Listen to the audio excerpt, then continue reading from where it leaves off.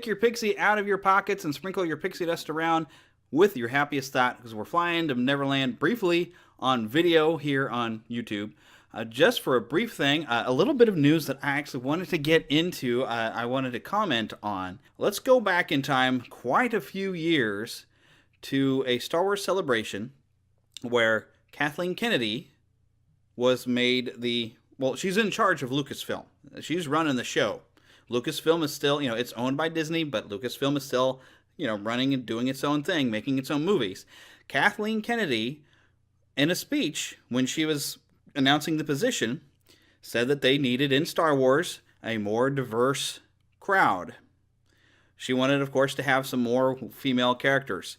Now, of course, her goal is to create strong female characters. She has a shirt, and she's proudly worn it, saying the Force is female.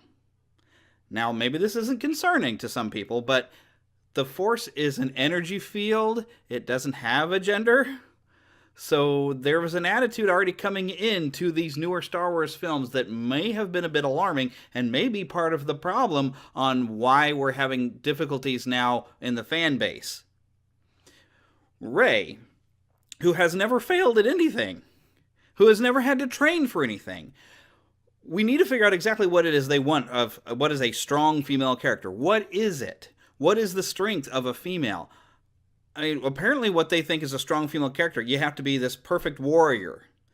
Because Rey has been able to have abilities without any training. Now, okay, being able to be mechanically inclined and understand everything on the Millennium Falcon, she was, grabbing all the scrap and, everything she was doing on her own there. I could see her learning enough about ships to be able to repair things. That works for me. I can follow that.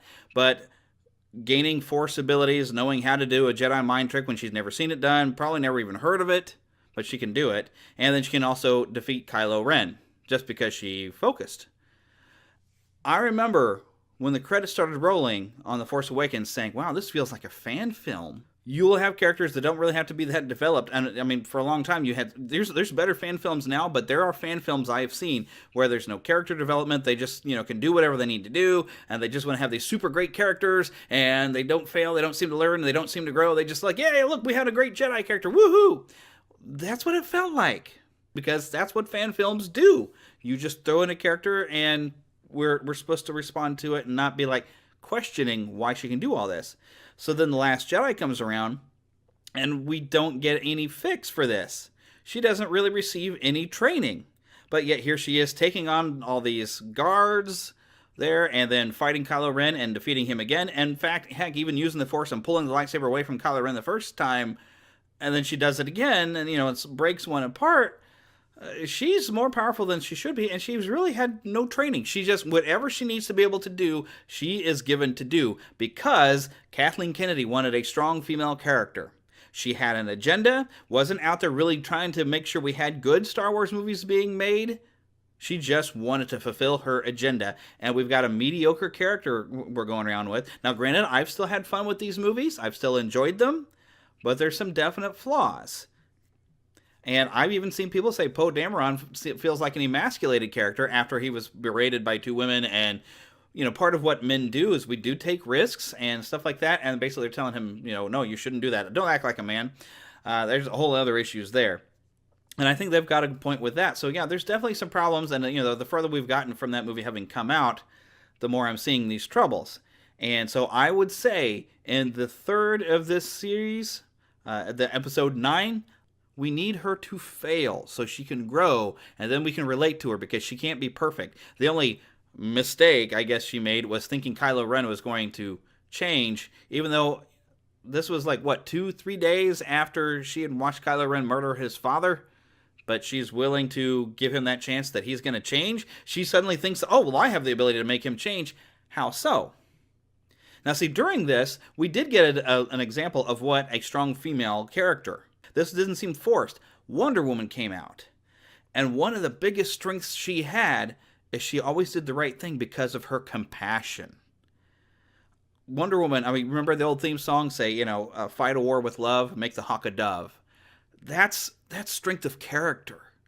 That's the strength of women. Women are amazing. because of their compassion, their ability to love. They are more emotionally intelligent than we men are. Let's face it. We men, we have emotions, but we do express them differently. And now I feel like we get berated because we don't do our emotions the same way. We're not being sensitive enough somehow. We have our emotions. We just do it differently. And our emotional intelligence, we're missing some of that intuition that you women have. But that's okay. That's the way we are. And women, you're amazing. You do have this great intuition. That's why we're great partners. We blend together so well. That's why women are awesome. And if you go from the start building from the strengths of how women are amazing, and you build from that, and that's what Wonder Woman had. She had compassion, and she had all this training, and so weren't surprised when she had these abilities, and we knew she was going to be strong and darn near indestructible and awesome. Because we knew that the way she was going to be. She's like godlike. So it fit, but you know what? She failed in that movie, and she learned something in that movie. That's what we need to see from Rey.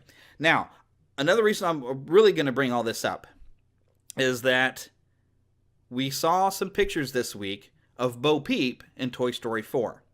Now, when Toy Story 4 was announced, many of us said, why? The third one wrapped things up so beautifully, and I haven't minded some TV specials. That's kind of been fun. But it didn't seem necessary. But they said, oh, but we have this great story. And we've been told, oh, there's this great story, and it's, oh, we've cried at the end. But now I have my doubts. Because looking at what they've done with Bo Peep, I fear that they've brought in we need more strong female characters. Because Bo Peep's story here is that she doesn't want to just be a porcelain ball. She needs to apparently be a warrior. And a road warrior, because apparently she's been out living on the road. This worries me. Now, granted, she's had some years that she could have, I guess, learned some stuff, because I guess a toy is going to learn something out on the road. But the other thing that's weird is, all right, she was made of porcelain, and now what is she? Did she get broken? Was her head put on a different body? This doesn't make any sense. Now, I've seen some people, because talking toys make sense. Well, in a way, they did. There was a universe kind of created in the first Toy Story that we understood the rules. Bo Peep has never, in any Toy Story film, gone on any adventure. In 1 and 2 where you see her, she's always stayed behind in Andy's room. Probably because she's made of porcelain. In fact, I don't know how she's supposed to be actually a toy. I think she was a decoration. And we do see that Bonnie has a Christmas decoration she's just liked and has made a toy of it. So, Andy needs a female character and somebody for Woody to rescue. And I fully expect now in Toy Story 4 we're going to get I'm just tired of Woody always having to come to rescue me. Why is that? I expect that's going to happen. And I'm afraid that they've put so much of we want to have good, strong female characters that they're going to lose something in this movie. So now I'm officially worried about, wait a minute, what are you doing? Because if you don't do this right, if you create another Rey, this is going to fail. And you know what? Let's not set a standard that women have to be warriors to be strong women. I know lots of good, strong women who are not irritable all the time. Because that seems to be another thing of, you're a strong woman, you're just going to irritate people. And you shouldn't have a problem with how I'm irritating. That's another problem I have with the MJ Michelle character in the current Spider-Man movie. She's just irritable all the time, and that's not even a likable character. That's just annoying. And I wouldn't like people like that. But, I've seen, Mother Teresa, there's a strong woman. There's, compassion, all the things she did in the world.